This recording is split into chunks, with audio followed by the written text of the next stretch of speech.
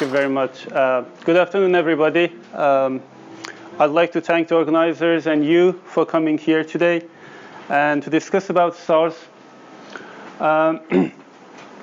As Chris said, about 3 months ago, I've been here for talking about physics, which might be known for all of you. And I'm going to review about that briefly. And then I'm going to talk about stars, which are been maybe a question for 1,000 years from our ancestors, us, and even maybe the next generation. I'm going to talk about stars' life. How do they born? How do they live? And in the end, how do they die? So today, the contents of my talk is going to be, firstly, let's define a star. What is a star? And how they are created, and from what they are created. And we'll see that what happens when they die. And in the end, I'm going to talk about our solar system and the sun. And by the way, the last question is you guys have to answer. Because don't worry, you know, I lead you in a way that easily you will be able to answer what's going to be the fate of our solar system. So you can see this picture. All of us have seen with naked eyes, or maybe some of you had the chance to look at the sky with telescopes. These are stars, and I'm going to ask you now, in your opinion, what is a star? Let me know. Who knows what is a star, or who can define a star, actually? Kobe? Yeah, please. A ball of gas or something? A ball of gas, okay. The sun. That's great. Any other idea? Yes, please.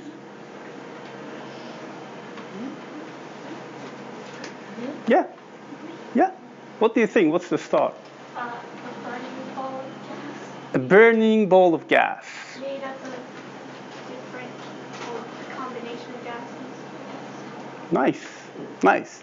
So I'm going to say in a maybe very easy way that a star is a giant luminous ball full of superheated gas. But you know, again, we have to discuss about what are superheated gases and what made them to be superheated. Okay, as I said, I'm going today to talk about the life of a star, but I want to say that stars are really similar to us. They are born, as I said, they live for a while, and in the end, sadly, they die. But actually, it's not sad for us, because at the death of the stars, you know, the explosions that I'm going to explain and the death of the stars made the elements in the universe to be distributed, and we have those elements in our body. So it was the source of life also. And that's why the astrophysics or astronomy is one of the interesting topics and useful topics for us to learn. So how a star is born? A star are born inside a cold, dark cloud of dust. So when I say dust, I mean cosmic dust, not the normal dust that we have on Earth, and hydrogen gas. So maybe in a very professional way, we call it nebulae. And this makes them I mean, the gravity makes them actually to pull them and to contract them and to make them in the shape of a disk, which we call it a protostar. It means it's like at the time that a star is going to born actually. When we call it protostar, it means that the star is at the time to get born. But let me go back to my slide, and I said here that it's full of hydrogen gas. So I'm going to ask you, what is hydrogen? Have you heard about it? Yes, please. Like for bombs? Sorry, loudly, please. Like for bombs? For bombs. Okay. Yeah, please. Hydrogen is like in balloons. Hydrogen is like balloons, okay. It's lighter than air. Okay, lighter than the air, you mean? Yeah. Okay, good. Any other idea? What's hydrogen? How do you define hydrogen? Okay, hydrogen, I can say, is the most abundant element in the universe and the simplest one. So, you might seen this periodic table in your science or maybe chemistry books. This periodic table has been made by the efforts of Soviet chemist and physicist Mendeleev, and hydrogen exists here. I can say hydrogen consists of a proton and an electron that is orbiting around it. A very simple structure.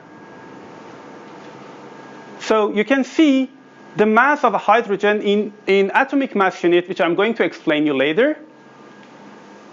And we know that, as I said, stars are like us, and they need some fuel to live, Like, for example, us. All of us ate our lunch today, and to get some energy and other stuff that our body needs. Actually, the nuclear fusion is the fuel of the star to live. But I'm going to explain you what is a nuclear fusion in an easy way. Of course, nuclear fusion is not so easy to understand and requires many mathematics and physics. But in an easy way, okay, let me to divide these two words and open them up and define them. What is the nuclear? When we say nuclear, we mean that the process which involves nucleus. And when we say fusion, we mean that we want to make and mix two or more entities and make them belong to each other and make one entity. That's called the fusion. So, in an overall, I can explain it in an easy way. It's the combination of the nuclei. So, nuclear fusion becomes the combination of the nuclei. And in a scientific way, we say that a nuclear reaction which the lighter elements are combined to each other and going to make the heavier elements, actually. So I'm going to repeat again. The lighter elements combine with each other and make the heavier elements. So this is actually the main reason that stars are alive. And that is we can call it a fuel of a star for its existence. So now I'm going to give you a very maybe a simple example of the nuclear fusion, but it might be weird for you, so don't worry if you don't understand it. When we combine two hydrogens, right? So now these two hydrogens has been combined to each other, and it gives us an isotope of the hydrogen. Hydrogen, sorry. And then it gives us a positron. So don't worry, a positron is just antimatter of the electron. It means each particle in the universe has its antiparticle. So we can call it also anti-electron. And the neutrinos. So neutrino is a subatomic particle. So for the moment, let's forget about these two parts and focus on this. So two hydrogens mixed up and made deuterium. We call it deuterium. Actually, these 2 and 1s are the number of protons and neutrons, and here is just the number of protons. So as I've shown you, and you saw that a hydrogen just consists of 1 proton, an electron it's orbiting around it. But deuterium has 1 proton and 1 neutron. So when this is going to be summed with another hydrogen, it's going to give us an isotope of the helium. And in the end, these two heliums mixed up, and it's going to give us this helium-4 plus two hydrogens. So this is actually how the stars are getting fused to each other.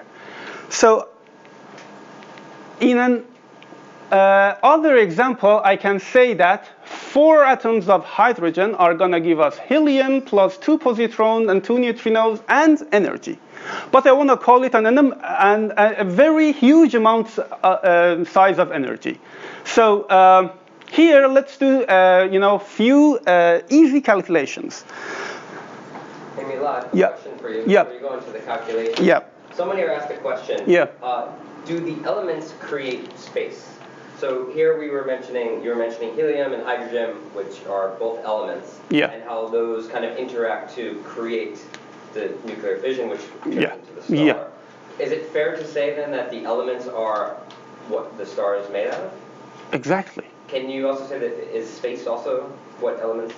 It depends on what you define space. You know, for example, 13.8 billion years ago, our universe has been started by Big Bang. And at that time, it was nothing. And then suddenly, due to some physical reactions, the hydrogen has been distributed around this universe. And they become like a cloud. I mean, a million years or billion years take time, you know. So then they have been like a cloud. And because they were heavy, so they have been like with gravity, they have been mixed up with each other.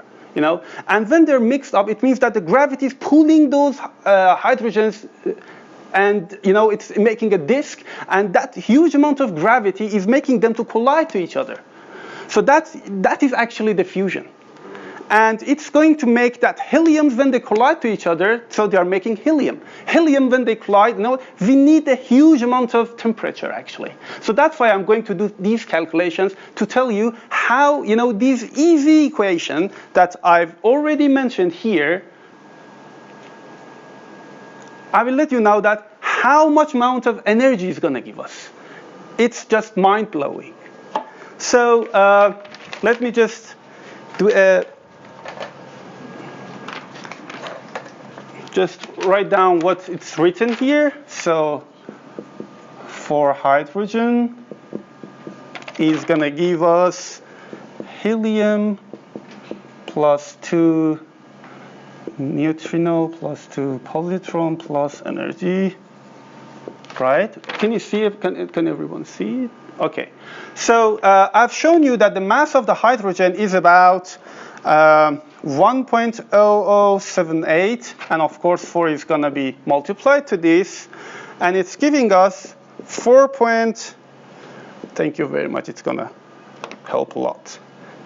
Atomic mass unit. Atomic mass unit means that the exact mass of 1/12 of the exact mass of the carbon 12. So don't worry about these units for the moment. Maybe it's going to be difficult. So then let's go to here.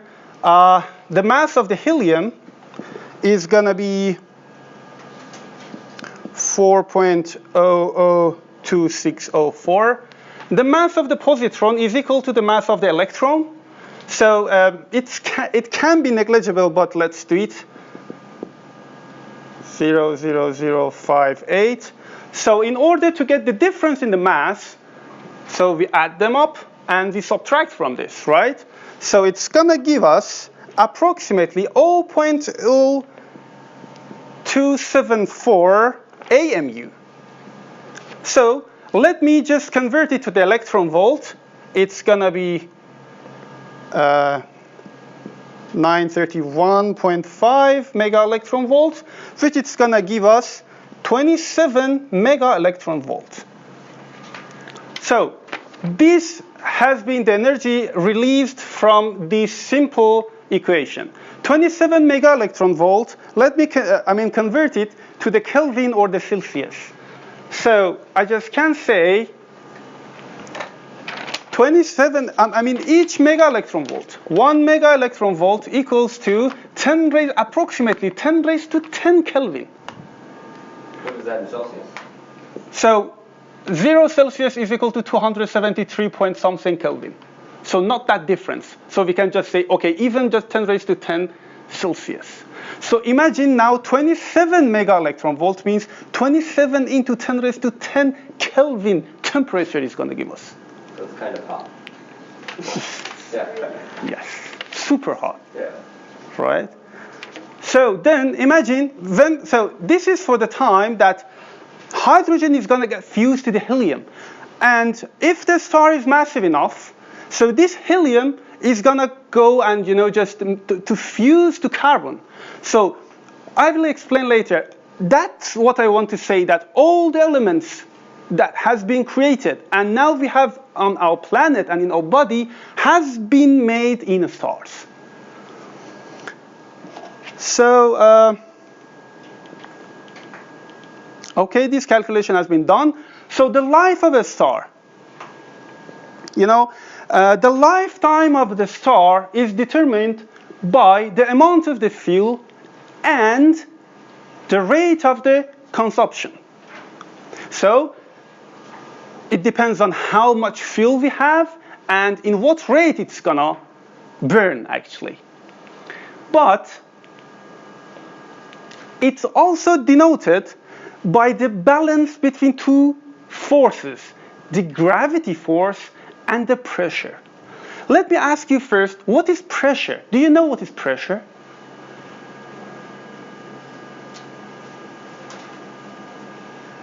Have you heard about it before? What is pressure? Okay, all of us are living in Japan. Okay, let me give you a very easy example. When you go to some restaurants and you just order miso soup, right? And then the person who is working in the restaurant is kind enough and just put some cap on your bowl just to avoid, like, for example, this miso shiro becomes cold until it's gonna reach you, right? So, but have you just noticed that when you want to open it, it's quite difficult to open it, right? Have you tried that? Have you experienced that? So why is that? I just can say, again, the pressure, which I'm going to show by P, is the ratio of the force acting on the area. It means that, let's imagine this is just miso shiro. I'm very bad in drawing, I'm so sorry. But, okay, this is just the miso shiro. It means that these particles, this heat, are just gonna hit this cap, right? So it's too much. But the particles that are hitting this are not equal to this, right? Because we are just in a normal temperature, like the room temperature, and these particles are a bit far from each other, right? But when it's hot here, so the difference on the amount that the heat makes us to get difficulty to open this. So that we call, the amount of force that it's exerting on the area, we call it the pressure. So when the fusion is happening, actually, so as I said, the huge amount of dust we have, the gravity, because it's heavy, or massive, I can say, that the gravity is going to pull it towards to itself, to the core, but the pressure, which it's made due to the fusion, it's going to just push. I just can't say in an easy way again, like a smoke, right? The smoke is just going up, right?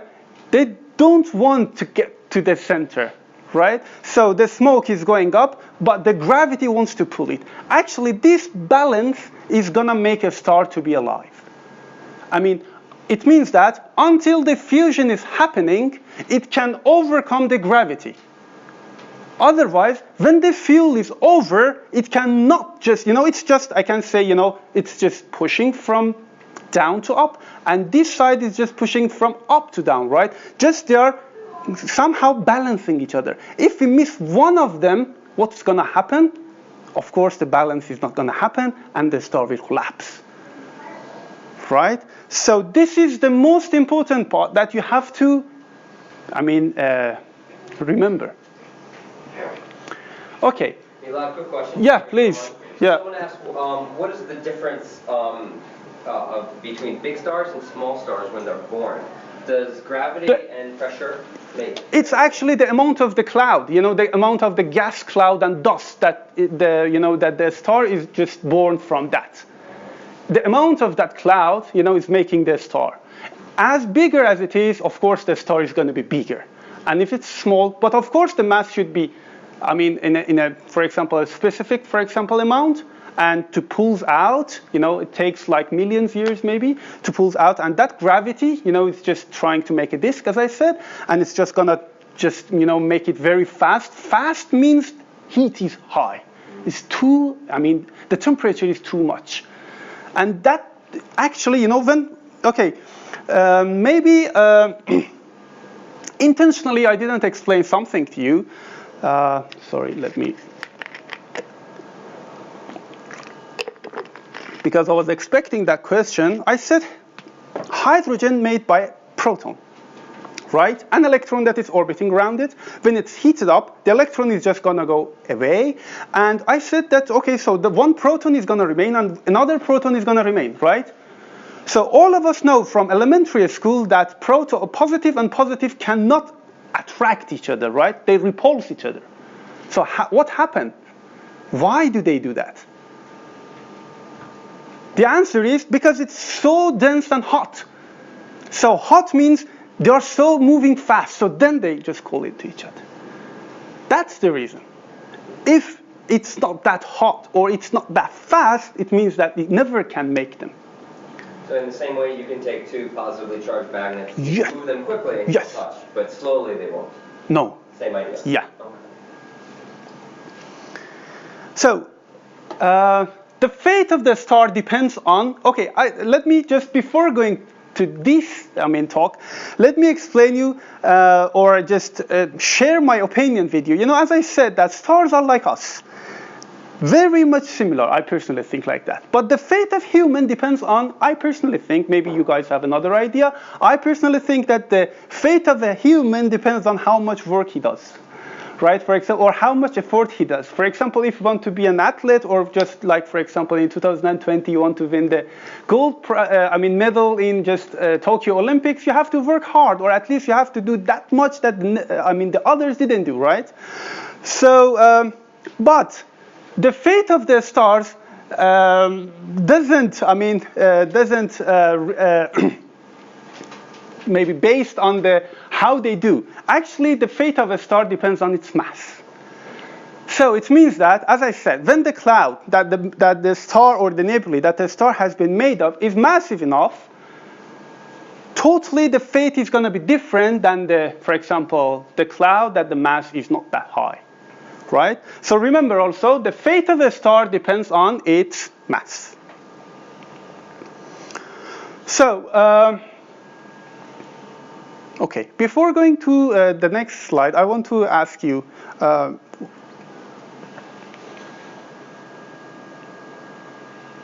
of course this is a star, but can you guess what star is this? Sun. So sun is our star, right? So it means we are living in a system which we call solar system, right? And some planets are orbiting around the sun. Right? Do you know what planets? Okay. Yes, please. Yes. Okay, maybe it's a good idea if I share a simple way for you guys to remember those planets. I didn't bring it in my slide, but I can write it down here.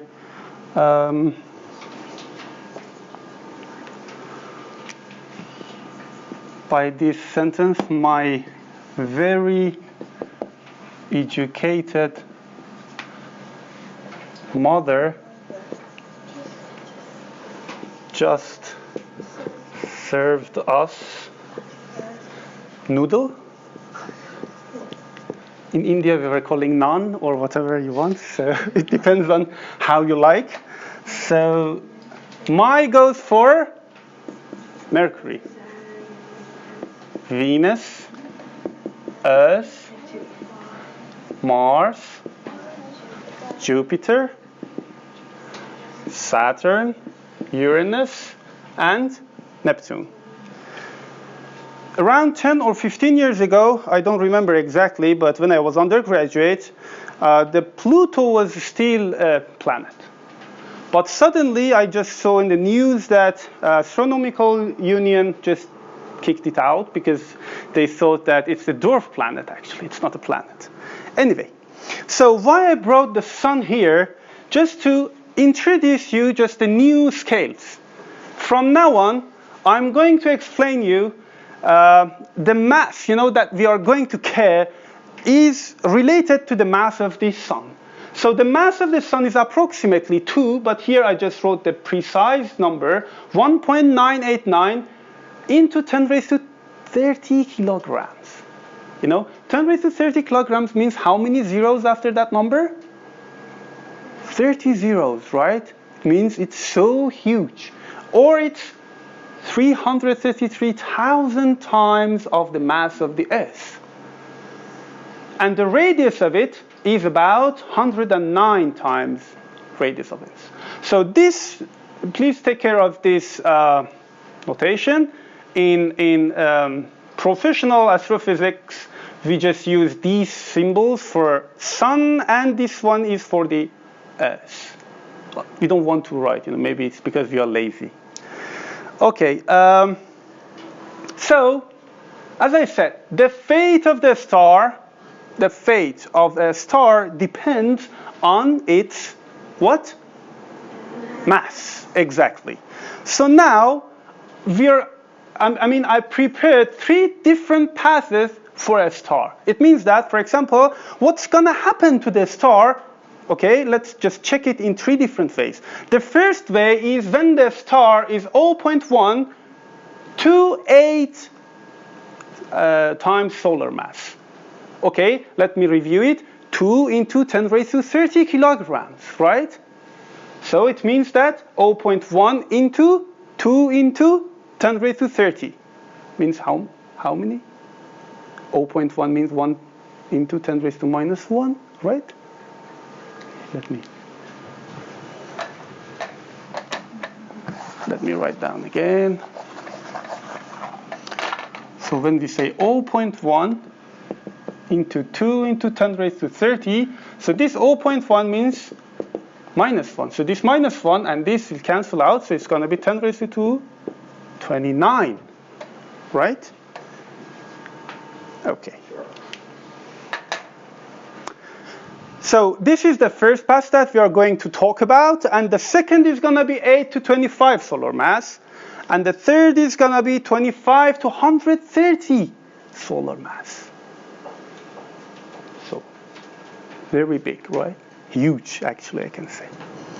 So let me focus on the first path at the moment. Okay, I just brought this figure again. This is just a balance between the gravity and the pressure, right? So here, I've also prepared the different paths between. May you please kindly just switch off the, yeah.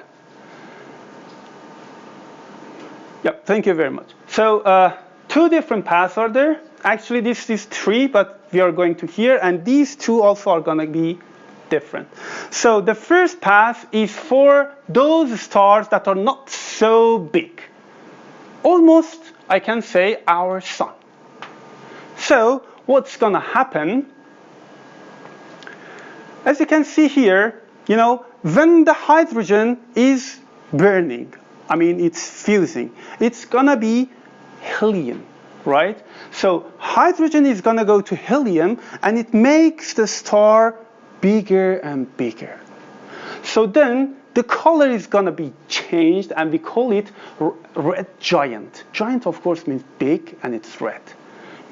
So as the sun is getting older and older, and it's fusing, so the size of the sun is increasing. It's getting bigger and bigger. So the star is running out of the hydrogen, means it's burning, it cools and gets bigger. After that, planetary nebula will happen. As I said, this is the star, and it's just going to expand and expand, and it's getting bigger and bigger. And it goes to where? It goes to the interstellar medium. Interstellar medium means that whatever we have between two stars, okay, this is one star, this is another one, the medium, whatever it is between them. So it's going to expand. What do we have here? Of course, it's expanding, and until they dissipate in the interstellar medium. And this is going to turn, actually I want to show here, just the core will remain, and we call it white dwarf. This one. So among of these big amount of, nebulae, what remain is just a small part, which we call it white dwarf. And the rest is just gonna go out of the interstellar medium. So this star is gonna be a small, super dense, and very high in temperature. And it gets like billion years to get to black dwarf. But here I'm going to ask you a question. Why does it take a billion years? Can you just discuss with each other? So take a moment, turn to the person next to you, Yeah. and think, why does it take a billion years for, what is it again, for a white dwarf to turn to black dwarf? I mean, just it gets colder, maybe? Go for it. Take a minute to chat with each other. Yeah.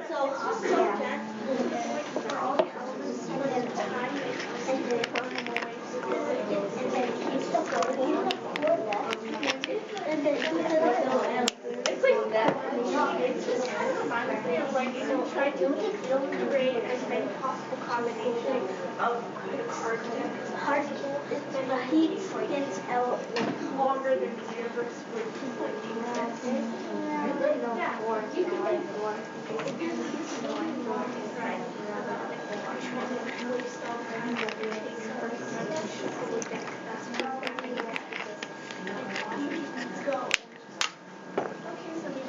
Okay.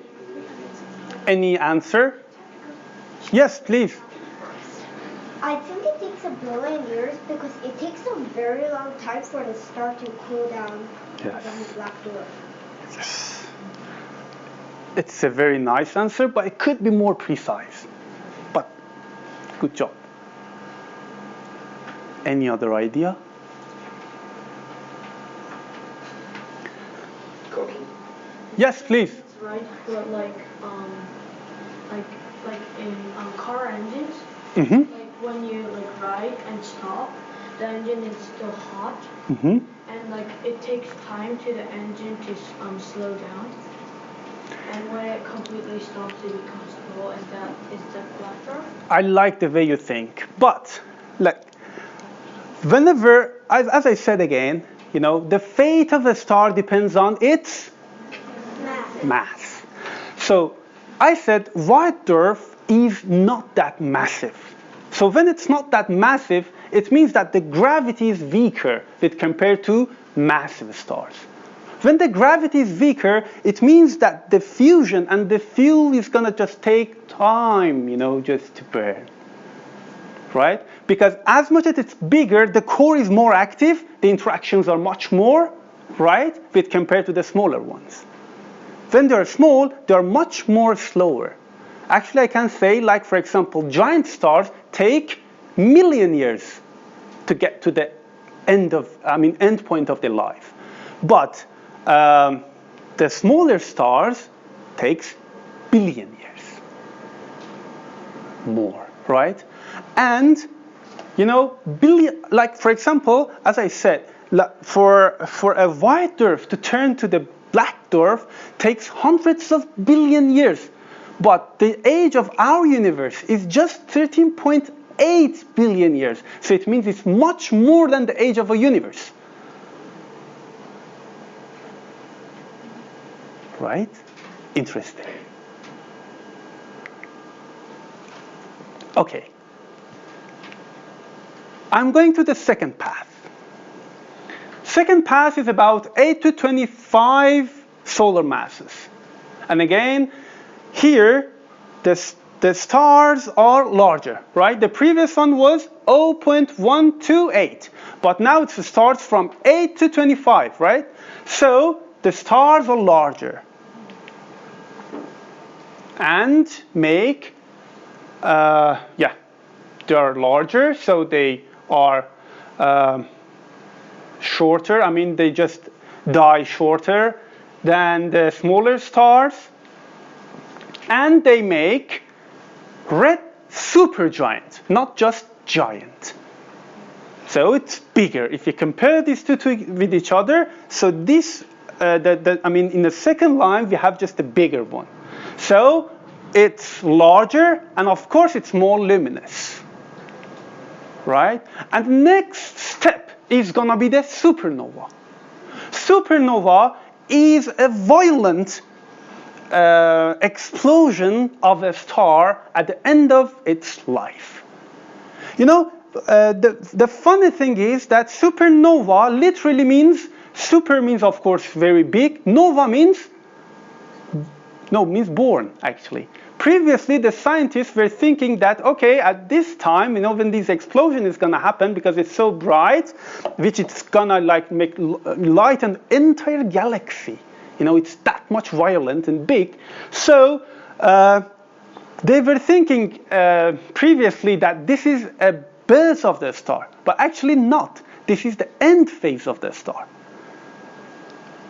So, as I've written here, stars blow off its outer shell into interstellar space and may shine the entire galaxy. So, what's going to happen here actually? You know, as I said, hydrogen is going to burn to helium. Helium is going to burn to get carbon. Carbon is going to again fuse. We get oxygen. And you see, please, the time scales. You know, for hydrogen to get to helium, 7 to 10 raised to 6 years. It means 7 mega years is going to take time. Right? And helium, to be like carbon, to go to carbon, to fuse to carbon, 7 to 10 raised to 5 years. And again, for carbon to oxygen, 600 years. Oxygen to silicon, 6 months. Silicon to iron. Iron, you know, can't fuse anymore. Iron is the most stable element in the universe. So, remember the picture that I was insisting, this one. The balance between gravity and the pressure, right? So what's going to happen here?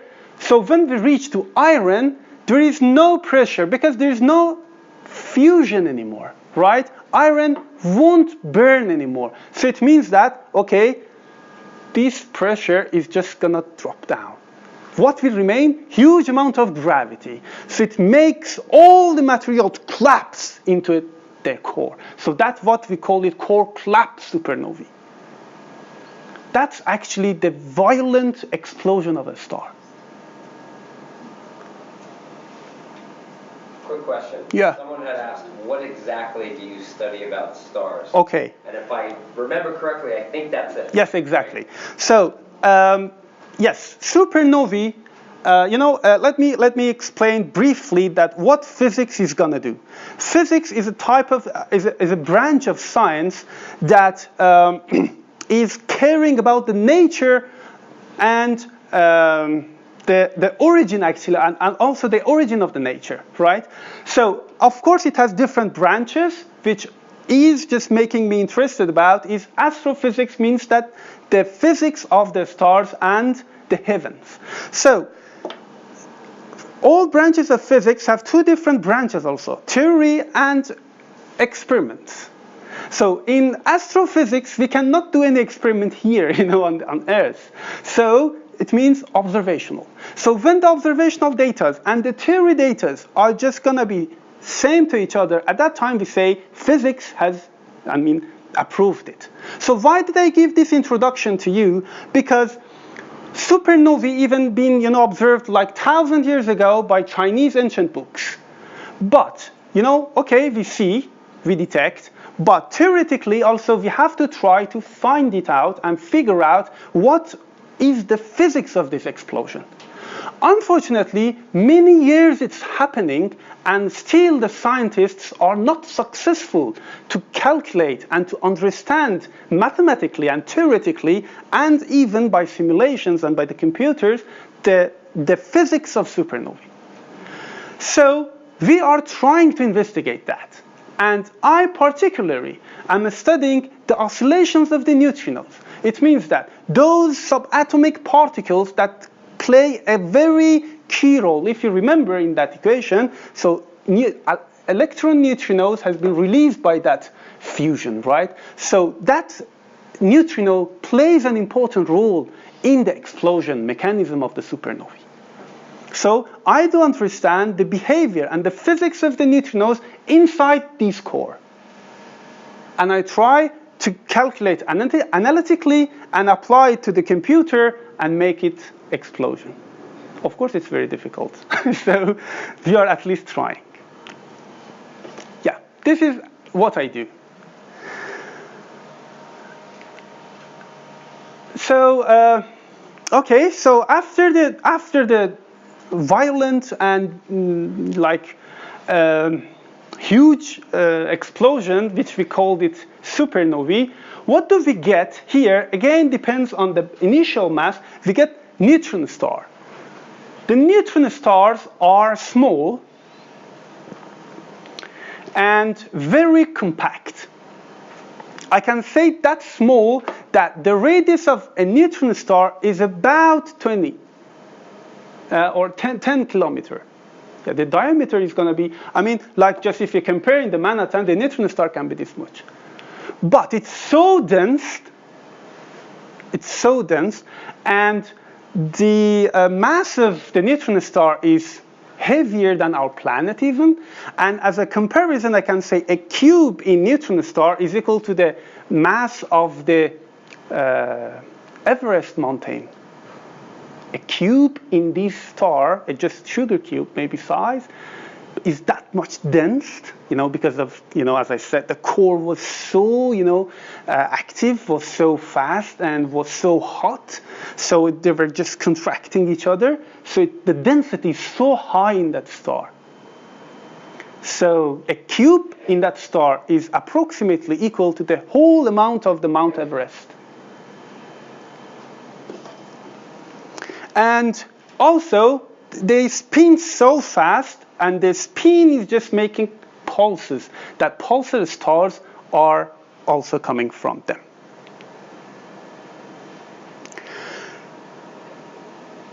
The third step and the path is going to be the stars that have 25 to 130 solar masses. Again, let's go to this balancing and this way.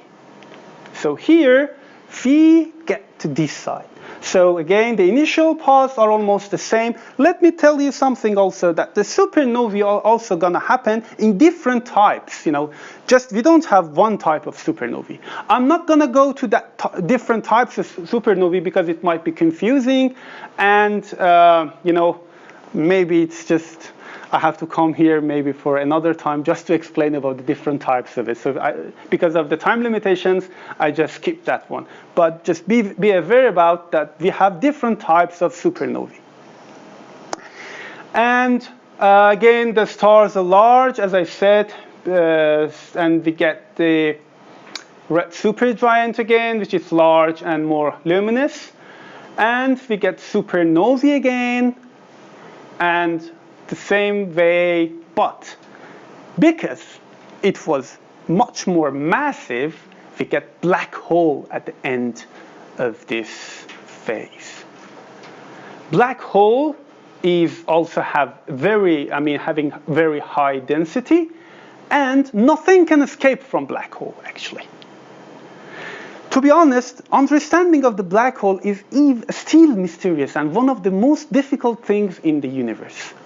And no one can say that the mechanism of the black holes has been well understood. So now I'm going to turn a question again, and I want you to discuss with each other that can we detect, by the way, this picture is an artificial picture. This is not a real one. So I want to say why, okay, not why, just can we detect black holes or can we observe black holes?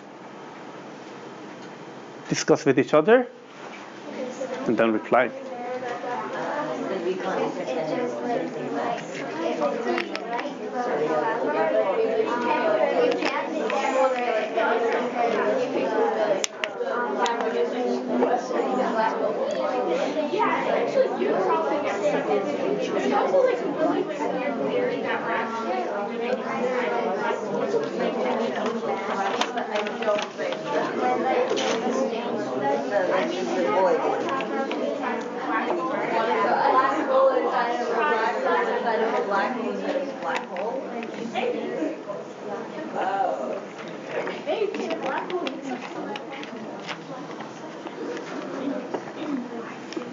Or before answering, not even because I asked you already, before answering that question, can you let me know how can we see something? Or how can we see an object? Please. When light hits it and When light hits and reflects, you mean? Yeah. Okay. So then can we observe black holes? No. No. That's the answer. We can see something when we get some light from it. Otherwise, we cannot see it. But how do we know? Yes, please. We can't see a black hole because light can't escape from it, so it can't reflect. Yes. Yes. And whatever goes in it, it just goes inside, it sucks it, and never let it to escape. Whatever, even light. You can, if you can, for example, if you just imagine now I'm just going towards this black hole, okay, and when I just go inside. Only I can just escape from this black hole when my speed is more than the speed of light. Do you know what is the speed of light? Approximate level, just 3. We show it by C is 3 into 10 raised to 8. Or I just can say maybe more precisely 10 centimeter per second. It's too fast, right? So let me repeat it again. And this is the maximum speed we have in our universe. And physics based on this, that the maximum speed is the speed of light, right? So I said I can only escape from this black hole when I have the speed more than light. So it's impossible. I never can escape from here. So whoever goes, just go in. And what's going to happen to us, no one knows. Yes, please. I have a question. So Yeah. what are white holes? Like I've heard of them before. Okay, so white holes are just, we can say that they are just in the opposite way of black holes. So I said what? We cannot escape from it. But in white holes, it's vice versa. You can't go in it. Just, it's just opposite, direction of the black hole. That's what white hole. And of course, it's just, based on general theory of relativity and bit mathematics and stuff requires.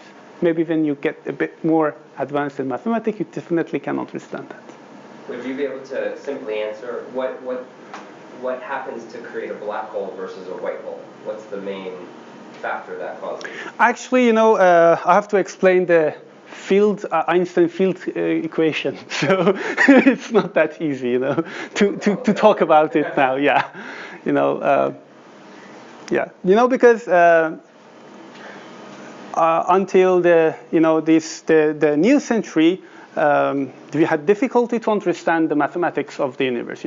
Einstein changed our mind and our understanding about the nature by introducing a new type of mathematics, actually.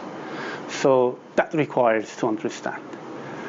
Okay, so let me say again. Okay, so now another question. So how can we detect, or how can we understand, okay, for example, this part of the universe, we have black hole. How can we estimate it? How can we understand? Do you have any idea?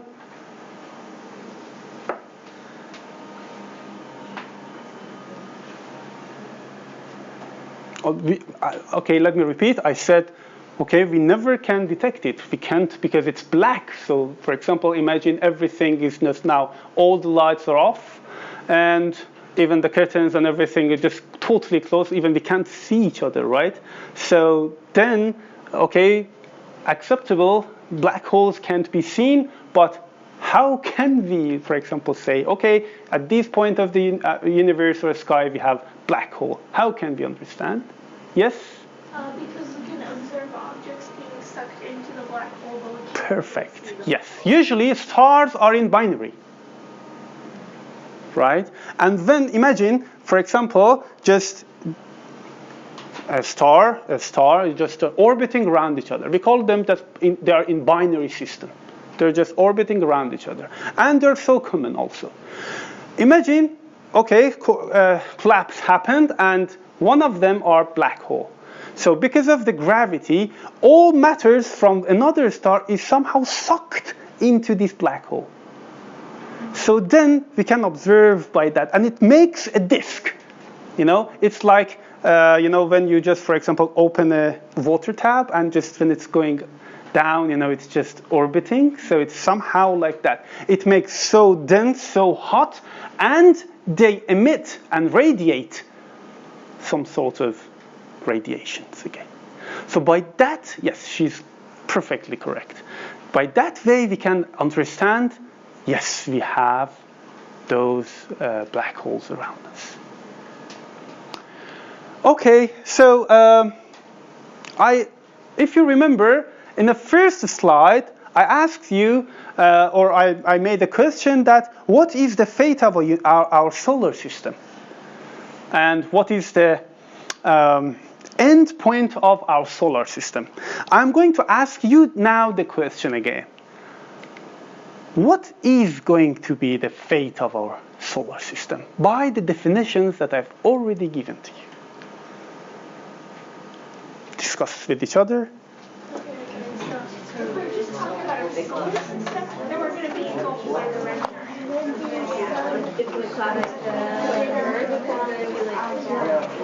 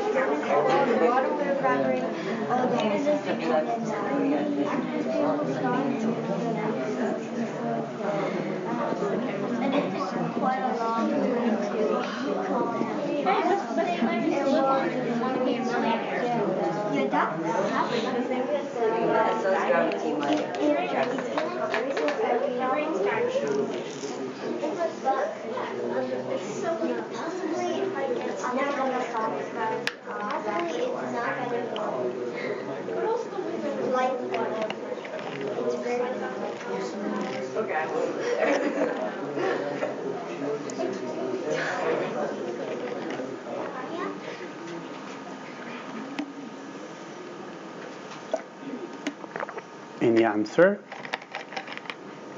I'm pretty sure you know the answer.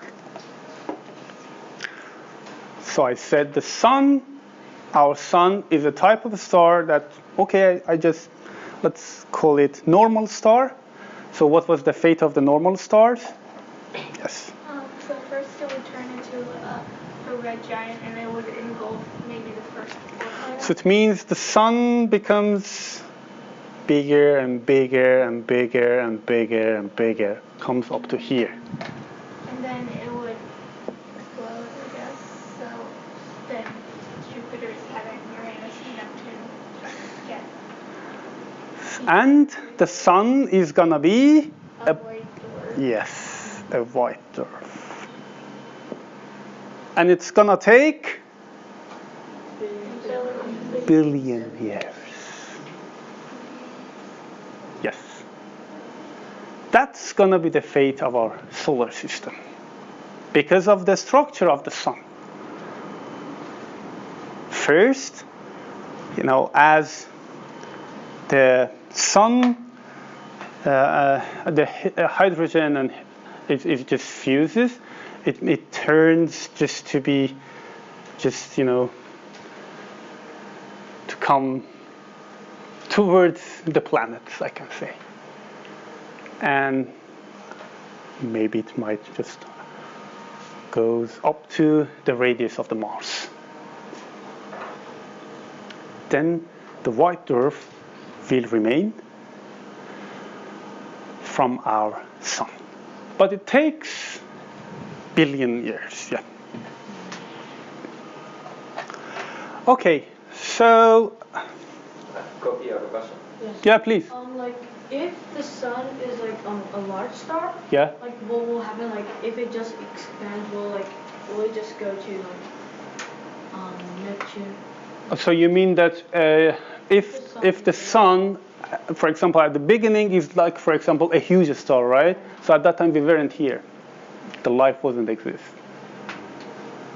Right? And of course the structure of the planets were different also. Yeah. Another question. Imagine, okay, now this is sun and all the planets are orbiting around the sun, right? Imagine this sun becomes a black hole. Just imagine. Do you think it sucks all the planets? What will happen? I think when the explosion happens, all the stars will just. Okay, imagine the explosion happened and just we have black hole now and all the planets are orbiting around the sun. What's going to happen?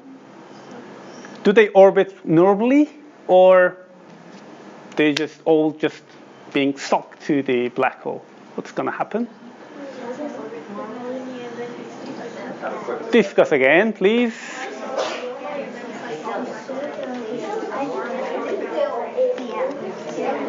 Yeah. I thought it would like change its orbit that much. Kind of similar. Yeah. I might have some. Yeah.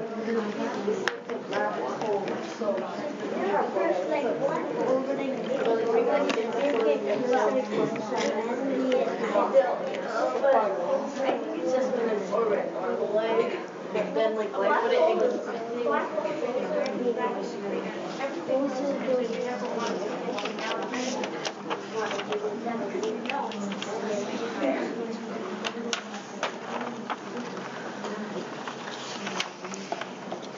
Is it done? Yes, I'm ready. Any answer? Maybe a quick show of hands. Yeah. Who thinks that all the planets would be sucked into the black hole? Raise your hand. Couple of people. All right. Who thinks that the planets would continue orbiting normally? Okay. Who thinks something else would happen? Okay, what will happen? I think they'll orbit around the black hole and slowly get closer to it, and then in the end. Okay, good imagination. I liked it, but no, nothing will happen. Just the planets are going to orbit around it normally. And why is that? But just because of the gravity. As I said, the black hole will suck. When you go to a horizon of the black hole, we call it a horizon. When you go to a certain, radius of the black hole, then you'll be sucked in. But if you're far away, so you're safe. So right now the current distance between Mercury and the Sun is too far. For that Yes. to be all right. Yeah. So someone asked the question, I Yeah. should say, in the future, do you think black holes would eat the universe? Would the the answer then be no? It's really difficult to answer because I think not me, even no one knows it. But because that's why I wanted to bring after this. Yukawa is a very famous Japanese physicist, which claims that reality is complicated, and also there is no justification for this. So what I want to say is, there is some possibility that we might get something wrong, and our understanding about the structure and everything is again not correct. As previously I talked about Aristotle, and one of you asked me, do you guys in science community make fun of Aristotle because all his theories was wrong? For example, his theories on light, his theories on how do we see the objects and stuff, all of them nowadays are just, a funny theory. But honestly, we do respect Aristotle by his great ideas. And at his time, he was, I just don't want to say the best, but one of the best scientists in his time. So what I want to say here is, science might change, firstly, and about the future, as far as we know, is, all the universe, if you want just to say a universe will be sucked to a black hole, maybe I can say, I don't know, Yes.